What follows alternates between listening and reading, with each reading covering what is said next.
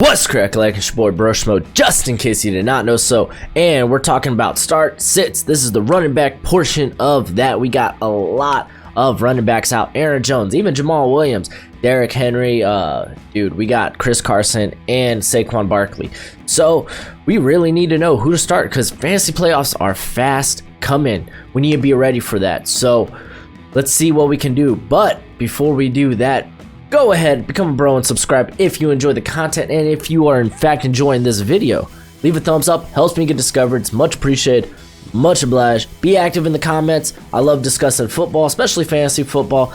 Let's see if we can get you a winner this week because, like I said, running backs kind of gutted. And I'll be on Twitch this Friday night. If you're interested, if you want to come and just kind of talk, I'll just be chatting, playing a little Pokemon Sword and Shield, the sword portion, because I love nostalgia and I don't have to really focus too much on the game. I could spend it talking to you guys, and what's better than just kicking it with your homies, am I right? Let's talk about Thursday night. We got Pittsburgh versus Cleveland. Nick Chubb, he's always a start. You can't sit him even in a tough matchup. And on that note, Kareem Hunt, I think, is a start. He had 7 broken tackles on 13 touches. I think he is a good flex start. He is a good start if you have someone on a bye this week. And then same goes with Connor if he is healthy, and Jalen Samuels. They're both startable. Jalen Samuels will see opportunity, especially in the pass game. And if Connor is healthy, they got a good matchup. Cleveland, they're 20th against opposing running backs. And on to the next one, Buffalo versus Miami. Let's start with Kalen Ballage because I think he's a good start here. He saw 20 carries last week. Buffalo, they're 23rd against opposing running backs. I think if Miami stands a chance in this game, it's going to be because they've run the ball and they've run the ball successfully. I know Kalen Ballage didn't look that great last week because he only had like 43 yards on 20 carries, but that was a tough Indianapolis defense against the run. Buffalo, they haven't been that great against the run this year, so there's that. I think Gore and Singletary are both fine starts as well. The Dolphins are 28th against opposing running backs. Both should see plenty of work, so I'm excited for that game because I'm a Dolphins fan and I want to see us win a 3rd straight game because I don't care about the 1st overall pick anymore. Let's talk about who do we got? We got Dallas versus Detroit. Ezekiel Elliott, he's a start. This is a great matchup for him. You probably draft him 1st overall or in that top 4, so you have to start him. The Detroit, they're 32nd in opposing running back, so they're probably going to utilize the run a lot in this game.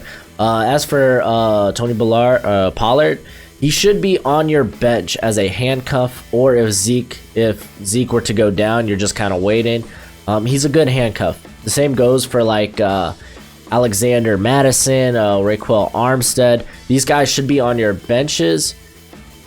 One of these guys should be on your benches if you're just more so for their potential, because they instantly become top 20 running backs if the lead back would go down. So he's not a start. He's good to have on the bench though. As for the Detroit, man, it's a little weird because you got Ty Johnson. He's still in concussion protocol. Probably won't play. Trey Carson's already gone, so I'm not too worried. I like J.D. McKissic's upside here because he has a pass catching upside. He's gonna see work in the pass game. Dallas are 18th against opposing running backs. I'm not so worried about C.J. Anderson or Paul Perkins. McKissic, I think last week anyway, he outcarried Perkins anyway, so I think he's an okay start if you really need it.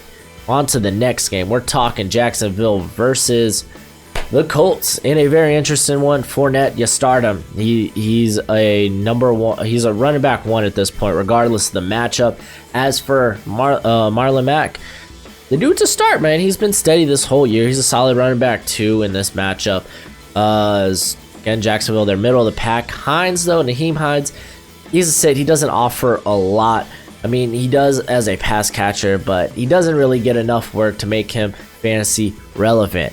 And let's go to the next game being Denver versus Minnesota.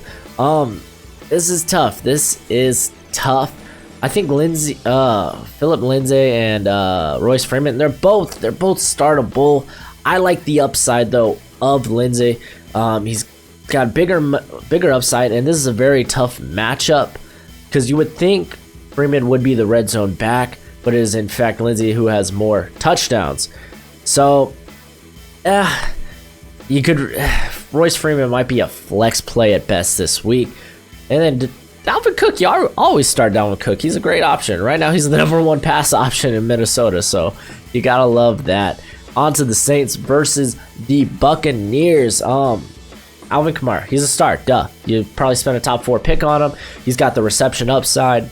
He's fine. Latavius Murray, though, is a sit. This Tampa Bay defense is extremely tough against the run. Ask David Johnson. It got him benched. But Kenyon Drake, he didn't see much success in that matchup either. Tampa Bay, they've been really good against running backs. So Latavius Murray is absolutely a sit. Ronald Jones, he's a start despite the tough matchup because I was talking about Tampa Bay, they're second. Well, New Orleans is third. So he might see more targets in the pass game. He just came off his biggest game of his career as far as a pass catcher. So I don't know. I think Jones can stay relevant from a fantasy perspective, maybe as a flex or a low-end RB2. Peyton Barber, though, he does not have that upside. He is a sit. So let's go to the Jets versus the Redskins in a battle of two very elite teams. Am I right? Oh my gosh, I'm blanking on his name. This is the sickness coming in. Le'Veon Bell. There we go. How can I forget Le'Veon Bell? I love Le'Veon Bell, man. Love him. I utilized him so hardcore in Madden back in the day.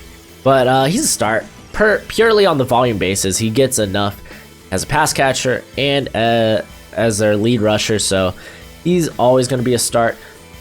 Adrian Peterson is a start because I love his workload, but be aware Darius Geis now has been activated. I don't know how he plays into this because Pearson's played pretty well down for the past few weeks. So I don't know how much Geis will actually eat into his workload, if any. So he's a sit. He's a Geis at least is a wait and see if he gets any work. And then Chris Thompson, he's been pretty lackluster this year. He's a sit. Easy, breezy, beautiful cover girl. And we got Atlanta versus Carolina, and what could be a pretty fun matchup. Devontae Freeman, he looks doubtful. I don't think he'll play this week. So Brian Hill, I think he'll get the start, and he should get a start on your fantasy roster. I listed him in the waiver wire video I had, and I think he's a good spot start, at least for this week and maybe next week, depending on Devontae Freeman. But he could be a top 20 running back this week. He faces Carolina, who they're 29th against opposing running backs. This is a good start, I think. He's a really good start. Christian McCaffrey, forever and always will be a great start. I love you, Christian McCaffrey. And we're on to Houston versus Baltimore. Very interesting matchup. I think Carlos Hyde, despite the tough matchup, he's seeing the volume as the lead back there. He's seeing a lot of carries. So I think he is a start, a low-end start. As far as Duke Johnson, I think he's a start as well because he's starting to get utilized more in the passing game. So especially if you're in a PPR league, I think Duke Johnson's a good flex play. And then Mark Ingram, man, Houston's run defense is on the decline, so don't buy into where they have them rated as of now. JJ Watt's gone, and that defense has been struggling to stop the run. Mark Ingram, I think, is a good start. This is a run-heavy offense, so I think he should be fine in this game. And then we have San Fran versus Arizona. I got a lot to say about this game. David Johnson, he's a sit. San Fran, they're 4th against opposing run backs. I know Kenyon Drake had a pretty good game against them, but it's going to be Kenyon Drake they're probably going to utilize more. I have a lot more confidence in Drake right now than I do Johnson. It sounds like he got benched last week, and I think they're going to continue with the hot hand. It sounds like he will remain benched. Kenyon Drake, he scored 30 points in their last matchup, and I think they might rehash a similar game plan, so I think he is a start. He got a lot of utilization in the pass game as well, so yeah, I like Kenyon Drake. As far as San Fran, Matt Breida, I don't know if he's going to be playing this game because there's I would wait and hear more what they plan to do with them, because they say there's a chance he might play, but then there's also he might be out 2 to 3 weeks. So I would wait on that. Tevin Coleman, regardless, he's the start.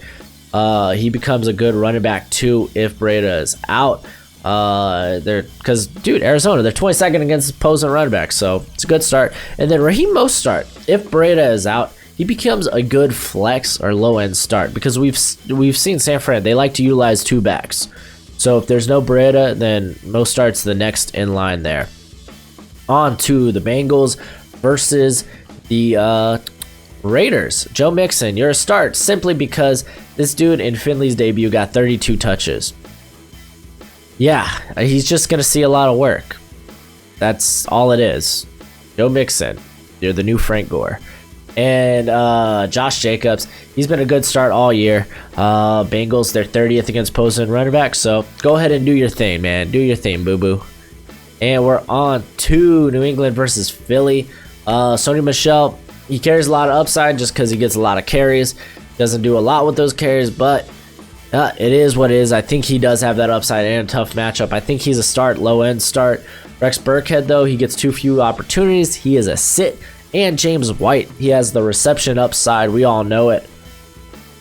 He's a start. Ooh, had a good bit of yawn there. And then Eagles, Jordan Howard. I think he's a sit. I don't think it is a tough matchup. Patriots are first against opposing running backs. Miles Sanders, though, I think is a start because he has that reception upside. You gotta love backs that also catch the ball. So he would be a flex start in my opinion. And we go to Chicago versus the Los Angeles Rams. This is a Sunday night game. David Montgomery, he's a start based on volume. He's had 61 touches in the last 3 games. I'm cool to ride that. He at least is going to see opportunity. If anything, this is all fantasy football is a game of probability, man. So you take the odds. You take the guys that get the most opportunity. That's David Montgomery. As far as Tariq Cohen, he's touchdown dependent. That was the only reason he was relevant last week. He's a sit. As far as the Rams, Gurley is the only guy I would start because the other 2 don't get enough volume. This should be a good call because the Bears are 21st against opposing running backs. So I like Gurley as a running back 2 in this matchup. And then the Monday night game, we got the Chiefs versus the Chargers. Damian Williams should continue his tear he has been on. He's been getting all of the volume there in Kansas City. So I like this matchup. The Chargers, they're 25th against opposing running backs. And Shady McCoy, he's a sit. He might be a healthy scratch again. We're just trying to keep him for down the stretch. Well, I don't know about that. He's a non-factor. Then, dude, Melvin Gordon and Austin Eckler, they're both good starts here. The Chiefs are 31st against opposing running backs. I know Chris Jones is back for the Chiefs. He was back last week, and he was supposed to help. The Chiefs started getting ran on, right? The minute Chris Jones came out. He's back. He was back last week. Derrick Henry went off. I think more so it's not a reflection on Chris Jones, but a reflection on that just Chief defense in general. So they're both good starts, but that's it for the video. Go ahead and do the YouTube thing. It's much appreciated. Much pleasure. I got a NFL draft big board coming out this Friday. I'm working a little bit on it today because I had to revamp some things because some guys went down that were that I thought were first round caliber players. So I'll have that out to you Friday because I like the draft and I hope you do too. I know y'all do. But until next time, you be easy, my friends. Later.